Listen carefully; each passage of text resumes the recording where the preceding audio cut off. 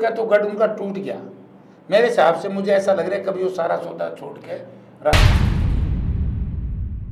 बरवाड़े की धरती को तो ज्ञान है कि मैंने कौन सी डकैती डाली थी, मैंने कौन सा राजस्थान में कत्ल किया था। ये सोच इनकी पुरानी है कि भाई इनको मार लो। ये सबको मार के अकेले जिंदे रहना चाहते थे। देखो बाई इलेक्शन हुआ था आदमपुर का। आदमपुर बाई इलेक्शन में बड़ी भारी परीक्षा थी कांग्रेस पार्टी, इसीलिए मुझे लड़वाया गया था। मैं तो लड़ना नहीं चाहता था। मैं कहता हूं सबसे निर्भाग्य आदमी है तो कुलदीप बिश्नोई है। जयप्रकाश जेपी को हरियाणा की राजनीति में फायर ब्रांड के नाम से जाना जाता है। वैसे तो 2014 में बाय डिफॉल्ट जी हरियाणा प्रदेश में कांग्रेस पार्टी की बीजेपी की सरकार बन गई। बृजेंद्र सिंह, आजकल उनके पिताजी ने जींद में एक रैली की। रैली करने के बाद वो कहते हैं कि हम किसान हितैषी हैं।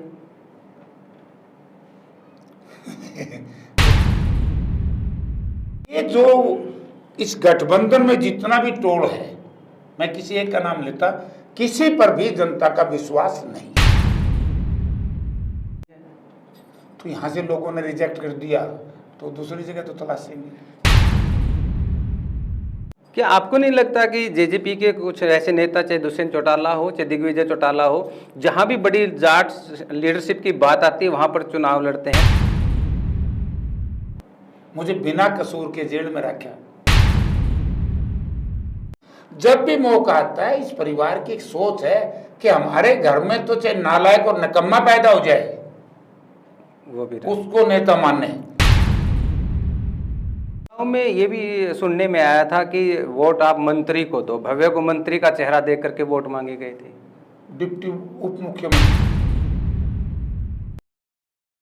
नमस्कार, द मीडिया हाउस में आपका स्वागत है। चाय पर चर्चा में आज हमारे साथ कांग्रेस के बड़े ही कद्दावर नेता, पूर्व में केंद्रीय मंत्री रहे, सांसद रहे, जयप्रकाश जेपी जी मौजूद है। सर, स्वागत है द मीडिया हाउस में आपका। धन्यवाद जी। जयप्रकाश जेपी को हरियाणा की राजनीति में फायर ब्रांड के नाम से जाना जाता है। तो क्या लगता है कि इस बार जो 10 साल से केंद्र में बीजेपी है और यहाँ हरियाणा में है, तो कांग्रेस मुकाबले के लिए तैयार है? देखिए, वैसे तो 2014 में बाय डिफॉल्ट जी हरियाणा प्रदेश में कांग्रेस पार्टी की बीजेपी की सरकार बन गई जी। वरना जिस तरीके से चौधरी भूपेंद्र सिंह हुड्डा ने 10 साल में जो डेवलपमेंट के काम किए थे, विकास कार्य किए थे और जो रोजगार दिए थे, जो कानून व्यवस्था की स्थिति थी, इन सब को देखते हुए लोगों का मन कोई और था। लेकिन परिस्थितियां इस तरह की बनी जी कि लोगों ने निर्णय वो ले लिया। तो 2014 से लेकर के आज तक और 2005 से लेकर के 2014 तक और 1999 से लेकर के 2005 तक 3 मुख्यमंत्री, आज पूर्व मुख्यमंत्री 2, चौधरी ओम प्रकाश चौटाला और चौधरी भूपेंद्र सिंह हुड्डा, मौजूदा मुख्यमंत्री मनोहर लाल। अब तीनों के राज का जब विश्लेषण करोगे तो उस विश्लेषण में जनता ये महसूस कर रही है कि भाई लोगों ने सिवाय धोखे से, सिवाय जुमलों से, सिवाय थोथे बयानबाजी से किसी को कुछ नहीं दिया। एक बड़ा छोटा सा उदाहरण है कि इस देश का अन्नदाता 1.25 वर्ष तक धरनों पर बैठा रहा, देश की दिल्ली की सीमाओं पे जी और टोल प्लाजा पे। 730 किसान शहीद हुए और समय भारत के माननीय प्रधानमंत्री नरेंद्र मोदी जी ने माना कि मैं समझ नहीं सका, ये कानून गलत था। अभी तो प्रधानमंत्री जी की जिम्मेवारी थी, उनके जो सहयोगी हैं उन लोगों की जिम्मेवारी थी, इस प्रदेश के बड़े और छोटे दोनों मुख्यमंत्रियों की जिम्मेवारी थी। छोटा मुख्यमंत्री तो किसान का बहुत बड़ा ठेकेदार कहलवाने का प्रयास कर रहा था, अब नहीं है जी। क्या इन लोगों की जिम्मेवारी नहीं थी? प्रधानमंत्री को कहते कि प्रधानमंत्री जी ये निर्णय गलत है। तो अब जनता ये समझ चुकी है कि ना ये किसान के हमदर्द है, ना ये व्यापारी के। जिस तरीके से भारतीय जनता पार्टी और गठबंधन सरकार की और देश की एनडीए सरकार की जो पॉलिसी है वो है चंद पूंजीपति लोगों के हाथ में पूरे देश का सरमाया देना, यानी कि देश का टोटल सरमाया संपत्ति दौलत 5% लोगों के घरों में चली जाए, जिसका जीता जागता उदाहरण आपके सामने है। कोरोना काल में किन लोगों की 500 करोड़ रुपए वर्थ बढ़ी है। एक तरफ देश मर रहा था, एक तरफ हमारा जो एमएसएमई कारोबारी, जो हमारे मीडियम स्केल के कारोबारी थे, वो टोटे में थे। गरीब आदमी की मजदूरी नहीं मिल रही थी, मजदूर भूखे मर रहे थे, नौजवान बेरोजगारी से जूझ रहे थे, और उन लोगों का जो संपत्ति 500 गुना बढ़ी है। तो ये गलत गवर्नमेंट की पॉलिसी है। आपने अभी जिक्र किया जो 3 काले कानून लेकर के आई, उसमें हिसार से सांसद बने बृजेंद्र सिंह। आजकल उनके पिताजी ने जींद में एक रैली की, रैली करने के बाद वो कहते हैं कि हम किसान हितैषी हैं। ये तो वही बताएंगे, उनसे पूछो कि जब ये 3 काले कानून पास हो रहे थे, और मैं तो इसे आगे बढ़ के कहता हूँ, चौधरी बीरेंद्र सिंह का मैं सम्मान करता हूँ, मेरे से सीनियर है, उम्र में भी बड़े हैं और राजनीति में भी सीनियर, लेकिन मुझे उम्मीद नहीं थी कि दीन बंधु सर छोटूराम के द्यावते भी हैं जी, नाती हैं। और जब ये काले कानून पास हो रहे थे, इन्होंने जम के विरोध करके बाहर आना चाहिए था। देखिए, अब कहने से कुछ नहीं बनता। सरदार प्रकाश सिंह बादल की पुत्रवधू मंत्री थी और मंत्री से इस्तीफा देके बाहर आई, तो पंजाब के चुनाव में लोगों ने क्या कि अब कोई फायदा नहीं, उस दिन क्यों नहीं विरोध किया। यह इशू तो आएगा, ये स्वाभाविक भी। लेकिन उनका एक बयान कि अगर जेजेपी बीजेपी का गठबंधन रहता है तो हम बीजेपी में नहीं रहेंगे। वो तो बीजेपी में है ही, वो तो फैसला वही कर ले पहला क्यों होगा। विश्वास तो ना तो किसी का जेजेपी में रह रहा, ना बीजेपी में रह रहा, ना इन नेताओं में। ये जो इस गठबंधन में जितना भी टोल है, मैं किसी एक का नाम लेता, किसी पर भी जनता का विश्वास नहीं है। जेजेपी ने 10 सीटें ली, आज वो राजस्थान की ओर अपना प्रचार प्रसार बढ़ा रही है, तो यहाँ से लोगों ने रिजेक्ट कर दिया तो दूसरी जगह तो तलाशेंगे। क्या आपको नहीं लगता कि जेजेपी के कुछ ऐसे नेता, चाहे दुष्यंत चौटाला हो चाहे दिग्विजय चौटाला हो, जहां भी बड़ी जाट लीडरशिप की बात आती है वहां पर चुनाव लड़ते हैं, तो इससे एक समाज को भी कुछ ऐसा मैसेज आता है कि वो जानबूझ कर ऐसा कर रहे हैं। अब हनुमान बेनीवाल की चर्चाएं हैं कि हनुमान बेनीवाल को वहां पे उन्होंने ब्रेकर करने का काम किया है। देखिए, किसी को ब्रेक नहीं कर सकते। ये तो बात सही है कि इस परिवार में बहुत पहले से मैं बहुत आदर करता हूँ स्वर्गीय चौधरी देवीलाल का, लेकिन चौधरी देवीलाल ने भी बलराम जाखड़ जी को, नाथुराम मिर्जा जी को, दौलतराम सहारण जी को, कुमाराम आर्य जी को, स्वर्गीय चौधरी चरण सिंह के बेटे स्वर्गीय चौधरी अजीत सिंह को, याद है ना जी। और मैं हरियाणा में चर्चा करूं, डॉक्टर भीम सिंह दैया, जो उस जमाने में इंग्लिश में पीएचडी थे, प्रो वाइस चांसलर भी रहे, उनको नीचा दिखाया। ओम प्रकाश गरेवाल को भी नीचा दिखाया। ओम प्रकाश बेरी को अपने जिले के ही थे, आज धरती पर नहीं है, चौधरी बीरेंद्र सिंह और बहुत से नेताओं को ये सोच इनकी पुरानी है कि भाई इनको मार लो। ये सबको मार के अकेले जिंदे रहना चाहते थे, लेकिन जो कुदरत है, जो भगवान है, वो सबको देखता। आपको याद होगा कि जब चौधरी ओम प्रकाश चौटाला मुख्यमंत्री थे जी, बरवाड़े की धरती को तो ज्ञान है कि मैंने कौन सी डकैती डाली थी, मैंने कौन सा राजस्थान में कत्ल किया था, मर्डर का मुकदमा मेरे ऊपर सारा देश जानता है। ना तो मैंने बाबा बनना था, ना बाबा ने एमएलए बनना था, है इन्हीं की पार्टी के लोगों की डाइंग डिक्लेरेशन मेरे खिलाफ आई। इससे बुरी बात हो सकती है? मुझे बिना कसूर के जेल में रखा। आनंद सिंह डांगी को चौधरी ओम प्रकाश ने बिना कसूर जेल में रखा। कर्ण सिंह दलाल के भाई की पुत्रवधू 6 महीने के बच्चे के साथ समेत बिना मुकदमे के जेल में रही। कर्ण सिंह दलाल पे 302 बना। वो तो भला उस हरियाणा पंजाब हाई कोर्ट का, उन्होंने कहा कि किस बेवकूफ़ ने पर्चा दर्ज किया है। उन्होंने कहा कि इन्होंने अपनी माँ को, यानी कि इनकी समझन को जहर दे दिया, क्योंकि उनका लड़का नहीं था, लड़की थी।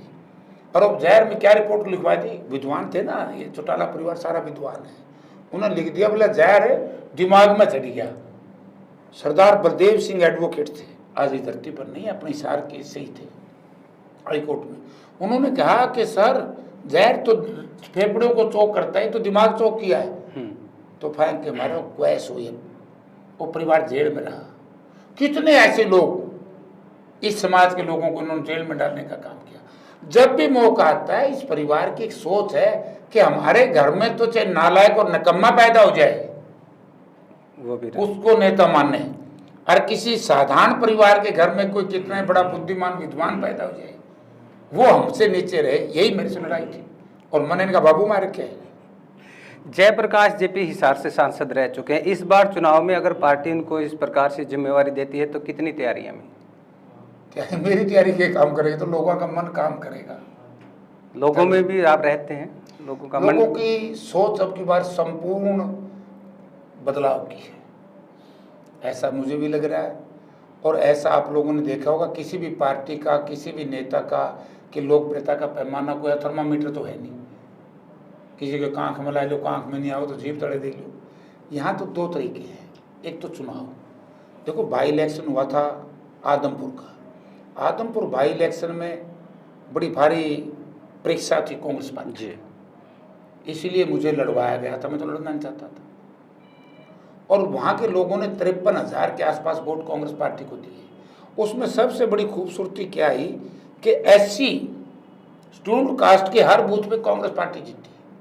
जो ये कहते थे कि चौधरी भूपेंद्र सिंह के साथ तो कुछ लोग हैं जी, वो बात मैं यहाँ नहीं कहना चाहूँगा, हाँ, समझ गए हो गया? बिल्कुल बिल्कुल। लेकिन जब ये रिजल्ट आया आदमपुर का कि एससी बीसी पे मुकाबला रहा और इस पे हम बहुत आगे बढ़े।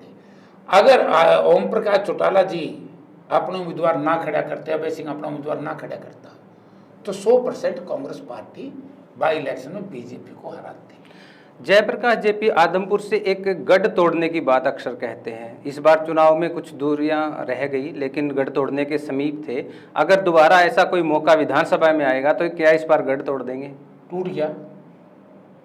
आज देखो हजारों लोग बैठे हैं धरने पे, मतलब ऐसी निर्मोही सरकार दुनिया में नहीं मिलेगी। एक बच्चे का कत्ल हुआ है, सरकार मानते कत्ल है, उनके परिवार वालों को उसकी लाश नहीं देते, अपराधियों को गिरफ्तार नहीं करते। ये तो पहली बार मैंने देखा है। तो जिम्मेवारी कुलदीप बिश्नोई के परिवार की है, क्योंकि काबरेल आदमपुर में है। आज आदमपुर में जो लोगों को बकाया था, बोला भाई सीवरेज वाटर सप्लाई सारी ठीक कर देंगे, वहाँ पर आप पानी नहीं पी सकते आदमपुर मंडी का।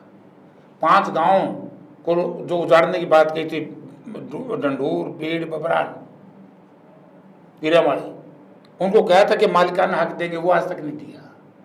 बीजेपी के दफ्तर थोड़े पैसे में, और गरीब आदमियों को जो अलॉटमेंट की बात कही है वो 7400 रुपये गज, और वो भी शहर से 5 किलोमीटर दूर। तो ये सारे इशूज एक का तो गढ़ उनका टूट गया। मेरे हिसाब से मुझे ऐसा लग रहा है कभी वो सारा सौदा छोड़ के राजस्थान। चुनाव में ये भी सुनने में आया था कि वोट आप मंत्री को दो, भव्य को मंत्री का चेहरा देख करके वोट मांगे गए थे।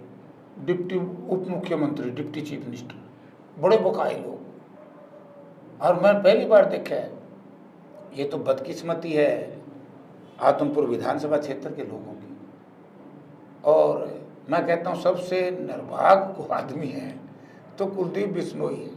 कांग्रेस पार्टी में 25 आदमी में मेंबर बने करता, मुख्यमंत्री का चेहरा बना करता, और अब उसने अपने छोरे ने मंत्री बनाने खातिर, वह भी जन्माष्टमी के दिन। यानी कि कितना ये परिवार लालची है कुलदीप बिश्नोई का, कि जहां कृष्ण जी का जन्मदिन की बात थी, कृष्ण जी ने का जन्मदिन मनाना था, वहां भी मुख्यमंत्री से कोई मेरे छोरा ने वजीर बना दो, बाकी की मैं ना करो। तो बाकी आदमपुर के लोग खड़े जाओगे जिन्हें वोट दे रखी है। तो अब की बार इन लोग बढ़िया से इनकी सेवा करेंगे। इनेलो पार्टी भी पहले पैदल यात्रा कर चुकी है, अब रथ यात्रा पे चल रहे हैं। ना तो पहली पैदल यात्रा थी, ना यह रथ यात्रा। अपनी खोई हुई धरती टोड़ना चाहे हैं। जब मौका था, अभय सिंह चौटाला 5 वर्ष तक नेता प्रतिपक्ष रहे, मैं इंडिपेंडेंट निर्दलीय एमएलए रहा हूँ, तो 5 वर्ष तो बीजेपी का साथ दिया। लोगों ने 3 कानूनों को लेकर के इस्तीफा दिया, जनता ने उनको, किसान संगठनों ने जिताया, जितने बीजेपी के पक्ष में राज्यसभा में वोट दे दिया, राष्ट्रपति के चुनाव में, उपराष्ट्रपति के चुनाव में वोट दे दिया। अब मेरे हिसाब से हरियाणा की जनता इस परिवार को, किसी को भी, चाहे छोटा मुख्यमंत्री हो चाहे नेता, पूर्व नेता, प्रतिपक्ष, तो इस परिवार पे विश्वास लोगों का उठ गया है। लोगों में एक चर्चाएं चली हुई है कि अगर भूपेंद्र सिंह हुड्डा को हरियाणा में हैंड फ्री नहीं किया गया तो वो अलग पार्टी बना सकते हैं। क्यों? ये दुकान दिया ना लोगों ने। ये जो केस है, ये चौटाला परिवार और बीजेपी, ये तो रात ने पहले नहीं हुआ यार, देखो हुड्डा साहब की क्या है, तो इसे क्या करते हैं। अब वो तो देखा कि इनके ऊपर एक भी मुकदमा सही नहीं है, झूठे है, और माननीय अदालत ने भी ये सारे मुकदमे में स्टे किया हुआ है, वो तो पीछा छूट गया। ईवीएम पार्टी क्यों बना लेंगे? चौधरी भूपेंद्र सिंह हुड्डा का बेटा कांग्रेस वर्किंग कमेटी का मेंबर है, और जो आजादी के बाद 44 साल की उम्र में चौथी बार कोई एमपी बना है तो दीपेंद्र सिंह हुड्डा बने। चौधरी भूपेंद्र सिंह हुड्डा नेता प्रतिपक्ष है, और चौधरी भूपेंद्र सिंह हुड्डा के चेते को, प्यारे को, विश्वसनीय को, चौधरी उदय भान जी को, जो दलित समाज से आता है, उनको पार्टी ने प्रधान बनाया है। और मैं हमेशा से कहता हूं कि उदय भान जी, चांदराम जी की बात अगर कोई दलित समाज का स्वीकार्य नेता है तो चौधरी उदय भान, तो क्यों छोड़ेंगे पार्टी? बेकार बात करते हैं। इन्होंने तो उस वक्त पार्टी नहीं छोड़ी। जयप्रकाश जेपी को प्रभारी हिसार लगाया गया लोकसभा का। ये भी जाहिर सी बात है कि अगर विधानसभा में टिकट वितरण की बात आएंगी तो फायर ब्रांड से सलाह मांग ली जाएगी। लेकिन बरवाड़ा में एक समस्या लोगों के सामने आ रही है कि एक तरफ से उनके भाई टिकट के दावेदार है, एक में उनके साला साहब है, और बहुत सारे उनके युवा साथी जो दिन रात उनके साथ मेहनत करने में जुटे हैं। देखिए, प्रजातंत्र में और समाज में सामाजिक रिश्ते अलग, प्रजातांत्रिक रिश्ते अलग। कांग्रेस पार्टी ने निर्णय लिया है, जो भी सर्वे में आएगा, हुड्डा साहब का फैसला है और उदय भान जी का फैसला और हमारी केंद्रीय नेतृत्व का फैसला है, जो उसमें आएंगे।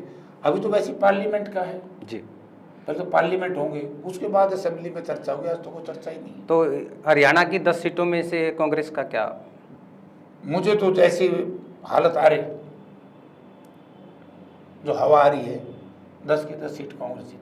जी, ये थे हमारे साथ बहुत ही कद्दावर नेता जयप्रकाश जेपी जी, जिनका कहना है कि लोकसभा चुनाव पहले होंगे तो 10 की 10 सीटें कांग्रेस जीतेगी और विधानसभा में भी हरियाणा में कांग्रेस सरकार बनाएगी। अब देखने वाली बात ये है और भविष्य के गर्भ में है कि जनता किस ओर अपना रुख रखती है। लेकिन आज इनसे बातचीत करके बहुत अच्छा लगा, और फिर किसी दिन चाय पे चर्चा में विशेष मेहमान के साथ मुलाकात होगी। तब तक दीजिए इजाज़त। नमस्कार।